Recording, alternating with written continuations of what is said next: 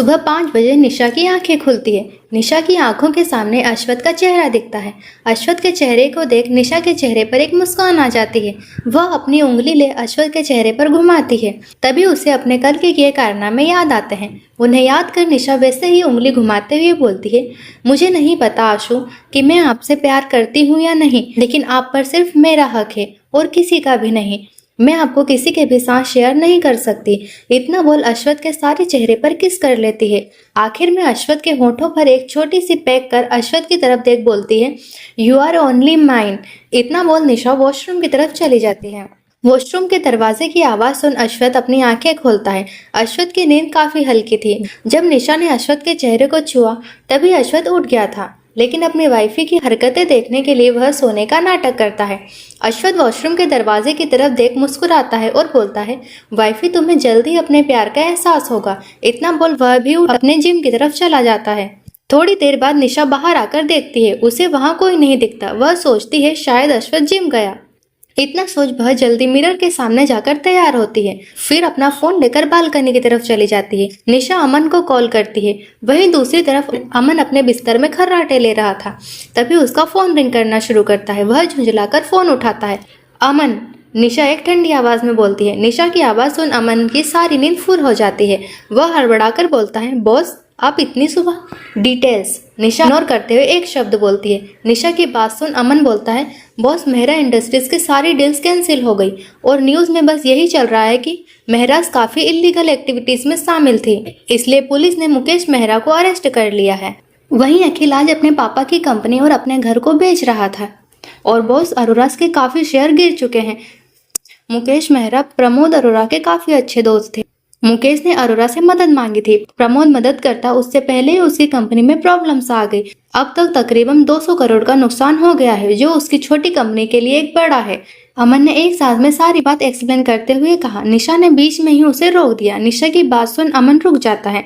अरोरा को अभी बख्श दो, अभी के लिए इतना काफी है। और हाँ, उनकी बेटी प्रिया अरोरा की इन्फॉर्मेशन निकाल। फिर कुछ रुककर अलीशा पवार की इन्फॉर्मेशन का क्या हुआ? बॉस अलीशा पवार पवार इंडस्ट्रीज के मालिक के भाई की बेटी है। वह लंदन रहती थी। कुछ महीनों पहले ही वह लंदन से वापस आई है। आकर उन्होंने अपने ही बड़े पापा की कंपनी में जॉब शुरू की। एक बिजनेस पार्टी में वह पवार इंडस्ट्रीज को रिप्रेजेंट करने के लिए आई थी। तभी उन्होंने पहली बार बॉस को देखा था। तब से ही वह बॉस के करीब जाने के बहाने ढूंढ रही है, लेकिन बॉस ने उन्हें कभी देखा तक नहीं। वह काफी नकचड़ी है। इस अलीशा पर नजर रखो। और हाँ, त्रिशा की कोई खबर? हाँ बॉस, त्रिशा अपनी मॉडलिंग और एक्टिंग में करियर बनाना चाहती है, तो उसके लिए वह कोई कॉन्टेस्ट में भाग ले रही है। उसे जीतने के लिए उसने एक जज के साथ नाइट स्पेंड की और कुछ दिन पहले ही किसी डायरेक्टर के साथ। अमन थोड़े संकोच से ये सब बता रहा था। उसे भी ये सब एक्सप्लेन करने में हिचकिचाहट हो रही थी। बॉस आज तारीख 30 है, क्या आप वहाँ जाएंगी? अमन पूछता है। हाँ, मैं कॉलेज के बाद वहाँ चली जाऊंगी। मेरी आज की सारी मीटिंग्स कैंसिल कर दो। इस वक्त निशा के चेहरे पर कोई भाव नहीं था। वह फोन रख नीचे की तरफ चली जाती है। निशा के जाने के बाद अश्वथ वॉशरूम से बाहर निकलता है। वह बालकनी की तरफ देखता है, उसे वहां कोई नहीं दिखता। दरअसल अश्वथ अंदर आता है तो वह देखता है कि निशा फोन पर है, तो वह नहाने के लिए चला जाता है। वहीं निशा को इस बारे में कुछ नहीं पता चलता। अश्वथ भी तैयार होकर नीचे आता है। उसे सीढ़ियों में निशा के हंसने की आवाज सुनाई देती है, जिसे सुन उसके चेहरे पर एक मुस्कान तैर जाती है। लेकिन जैसे ही वह हॉल में आता है तो उसके चेहरे के एक्सप्रेशन थोड़े बिगड़ जाते हैं। अश्वथ सामने देखता है, निशा ऋषु के साथ सोफे पर बैठी है और ऋषु निशा की गोद में सर रख अपने पैरों के पास बैठा था। अश्वथ ने जब देखा कि उसकी बीवी कैसे ऋषु के बालों को सहला है तो जलन से कुड़कर अपने मन में बोलता है, वाइफी अपनी सजा के लिए तैयार रहना। अश्वथ को आता देख दादाजी बोलते हैं, चलो बच्चों अब नाश्ता कर लेते हैं, फिर सबको जाना भी है। निशा के आने के बाद दादाजी रोज बच्चों के साथ ब्रेकफास्ट करते थे, वरना पहले अश्वथ नाश्ते से पहले ही ऑफिस चले जाता था। वही ऋषभ बाबू कभी लेट उठते तो कभी दोस्तों के साथ कॉलेज में ही कर लेते थे। पर निशा के आने के बाद ऋषु अपनी भाभी के साथ टाइम स्पेंड करने के लिए रोज नाश्ते के टाइम पे तैयार रहता है। शायद निशा के आने के बाद ऋषु की जिंदगी में एक माँ एक दोस्त मिल गई। अब तो रोज ऋषु अपने खाली वक्त में निशा के पास आ जाता है, सारी बातें शेयर करता है। अश्वथ तो अपनी वाइफी के लिए ऑफिस भी लेट जाने लग गए। दादाजी की बात सुन ऋषभ बोलता है, भाभी वैसे आज नाश्ते में क्या है? पता नहीं, चलो देखते हैं, निशा बोलती है। इतना बोल वह दोनों टेबल की तरफ बढ़ जाते हैं। अब तक कांता काकी ने नाश्ता लगा दिया था। दादाजी मुस्कुराते हुए उनके पीछे चले जाते हैं। ऋषभ के चेहरे पर सुकून देख अश्वथ अपने मन में बोलता है, ऋषु, मुझे यकीन है मेरी निशु पर, वह जल्दी ही तुम्हें सब भूलने में मदद करेगी। अपने ख्यालों को झटक वह भी उनके पीछे चला जाता है। वहीं टेबल पर दादाजी हेड चेयर पर बैठे थे। ऋषु को कोई कॉल आई थी, वह कॉल अटेंड कर रहा था। वहीं निशा 2 प्लेटों में खाना सर्व कर रही थी। एक अश्वथ के सामने रखती है और एक प्लेट ले अपने प्यारे देवर जी की ओर देखते, जिसके चेहरे पर अभी कोई एक्सप्रेशन नहीं थे। सामने वाले की बात सुन वह बस हाँ में जवाब दे रहा था। ऋषु को ऐसे देख निशा बोलती है, बिल्कुल मिस्टर खड़ूस का दूसरा वर्जन लग रहे हो। वही निशा की बात सुन दादाजी मुस्कुरा देते हैं। वह बोलते हैं, बिल्कुल सही कहा आपने बेटा, दोनों बिल्कुल एक जैसे हैं। ऋषु घर पर तो मुस्कुराता है, लेकिन इन साहब का तो हंसने का टैक्स लगता है। दादाजी की बात सुन निशा हंसने लगती है। वहीं अश्वथ उन दोनों को घूर रहे थे, जो उसके मुंह पर उसकी बुराई कर रहे थे। निशा देखती है कि काफी देर से ऋषु कॉल पर ही है, तो वह प्लेट ले ऋषभ के पास वाली चेयर पर बैठती है और एक निवाला ले ऋषभ की तरफ बढ़ा देती है। अचानक अपने सामने निवाला देख ऋषु की आंखों में हल्की नमी आती है। वह जल्दी से उस हाथ के मालिक को देखता है।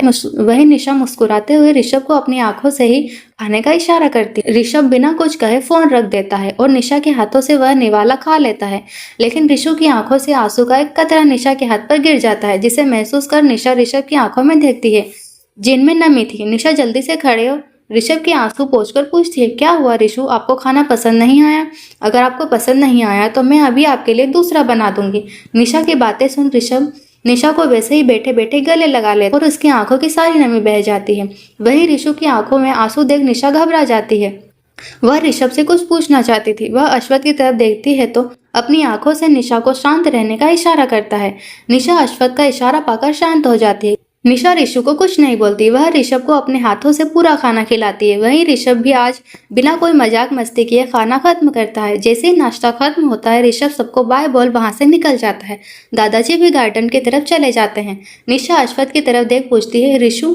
अश्वथ निशा को अपने पास बुलाता है। निशा अश्वथ के पास जाती है। अश्वथ अपना हाथ आगे बढ़ा निशा को अपने गोद में बैठा लेता है। निशा अभी अपनी सोच में खोई थी, वह कुछ रिएक्ट नहीं करती। अश्वथ निशा को खाना खिलाता है और बोलता है, वाइफी जल्दी से नाश्ता करो, मैं तुम्हें सब बता दूंगा। नहीं आशु, भूख नहीं है। निशा अश्वथ के सीने पर सर रखते हुए बोलती है, अच्छा ये थोड़ा सा खा लो। इतना बोल निशा की तरफ निवाला करता है। निशा भी ज्यादा नखरे न करते हुए थोड़ा सा खा लेती है। कुछ देर बाद अश्वथ के केबिन में निशा अश्वथ को देख रही थी। अश्वथ अपने लैपटॉप में बिजी था। आखिर में निशा झुंझलाकर लैपटॉप बंद करती है और अश्वथ के गोद में बैठ उसका चेहरा अपनी तरफ करके बोलती है, आशु बताइए ना, ऋषु ने ऐसे रिएक्ट क्यों किया? वाइफी, जब ऋषु छोटा था तभी मम्मा हमें छोड़कर चली गई थी। ऋषु को कभी माँ का प्यार नहीं मिला। दादाजी ने मुझे लंदन पढ़ाई के लिए भेज दिया। कुछ दिनों बाद मिस्टर पायल अपनी दूसरी बीवी लेकर आए। उनके साथ एक लड़का भी था जो ऋषु की उम्र का था। उन्होंने दादू को बताया कि वो उनका बेटा था और ऋषु को भी एक माँ की जरूरत है, तो उन्होंने उस औरत से शादी कर ली। ऋषु के लिए सोच दादू ने उस औरत को घर में रहने दिया, लेकिन उस औरत ने ऋषु के साथ बहुत बुरा किया। वह ऋषु को एक कमरे में बंद रखती थी। वह दादू के सामने काफी अच्छी बनती थी, जिससे दादू को शक नहीं हुआ। 2 साल बाद जब मैं वापस आया तब ऋषु ने मुझे उस औरत के बारे में सब बताया। दादू ने मिस्टर पायल और उस औरत को घर से निकाल दिया, उनके साथ सारे रिश्ते तोड़ दिए। लेकिन उस औरत की वजह से ऋषु इमोशनली काफी वीक हो गया। मैंने दादू से परमिशन लेकर ऋषु को अपने साथ वहां से ले गया। मैंने ऋषु को शारीरिक रूप से तो काफी ताकतवर बना दिया, लेकिन इमोशनली नहीं कर पाया। ऋषु के मन में सारी बुरी यादें घर कर गई। आज जब तुमने उसे अपने हाथों से खाना खिलाया तो ऋषु को माँ का प्यार महसूस हुआ। तो अश्वथ ने निशा को गले लगाकर सारी बात बताई। अश्वथ की आंखों में हल्की नमी थी। निशा अश्वथ के चेहरे को अपने हाथों में भर ना में इशारा करती है। अश्वथ बोलता है, मैं ऋषु को अच्छे से प्रोटेक्ट नहीं कर पाया, सारी मेरी गलती है, मैं एक अच्छा भाई नहीं बन पाया। निशा आगे बढ़ अश्वथ की आंखों की नमी पोंछती है और बोलती है, खबरदार जो मेरे पति के बारे में कुछ उल्टा बोले। मेरे पति वर्ल्ड के बेस्ट भाई, बेस्ट पोते, बेस्ट दोस्त और बेस्टेस्ट पति हैं, समझे आप? निशा की बात सुन अश्वथ हल्का मुस्कुराकर अपनी गर्दन को हाँ में हिला देता है। वह निशा को हक कर बोलता है, थैंक यू वाइफी, मुझे और ऋषु को संभालने के लिए।